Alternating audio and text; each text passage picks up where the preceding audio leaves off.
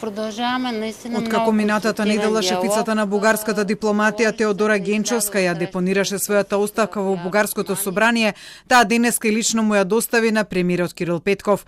Темата Македонија која стресе бугарската влада го остави Петков без четворица министри од редовите на Има таков народ на Слави Трифунов, но и со кусок од 12 гласа во собранието, потребни за сега трипартитната владина коалиција да остане на власт. Но политичката криза која започна самиот Трифунов, после изгледа ќе го чини него пратеници. Дел од бугарските медиуми објавија дека министерот за спорт Радостин Василев, кој си поднел оставка на функцијата, ја напушти и партијата Има таков народ, заедно со 7 или 8 пратеници, чија конечна бројка ќе се знае вечерва по состанокот на Трифунов со пратеничката група на неговата партија. Од партијата за Петков пак веќе се пофалија дека ќе го безбедат потребните 12 пратеници за изгласување на доверба на владата и нејзино останување на власт.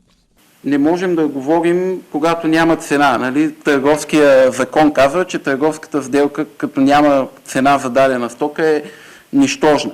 Това, което ние пазарим и това, за което ние се пазарим, са хора с правилната мотивация да променят България. Това означава ли, че вече сте намерили? Означава, че вече сме намерили, да. Да? 12? Не. Вървим в посока на това да осигурим пълно мнозинство. Но додека во Бугарија се прегрупира политичката сцена за спас на владата на Петков, се поизвестно е дека на престојниот Европски совет идната недела речиси да нема спас за надежта за старт на преговори на Македонија со Унијата.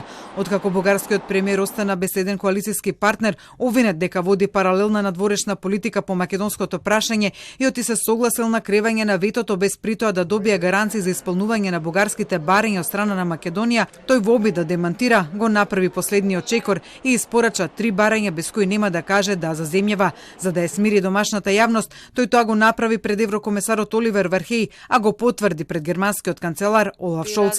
Дека однесувањето на Бугарија не е едноставно е ставот на германската европратеничка Марион Валсман, која денеска за време на својата посета на Скопје сепак остави уште малку простор Европската унија да изгради заеднички став за старт на преговорите со Македонија и со Албанија. Мислам дека шефовите на држави и влади на членките на ЕУ се трудат брзо да се дојде до заедничко решение. Дискрепанцата меѓу Бугарија и Северна Македонија ќе има позитивна разрешница, така што Советот може би веќе во јуни, а најдоцна во октомври може да знае како ќе се реши проблемот и да се одредат термини. Посетата на Шолц на Скопје на Софија во саботата беше можеби последниот обид директно на толку високо ниво да се изврши притисок и да се испрати порака за деблокирање на преговорите за земјава пред Европскиот самит идната недела.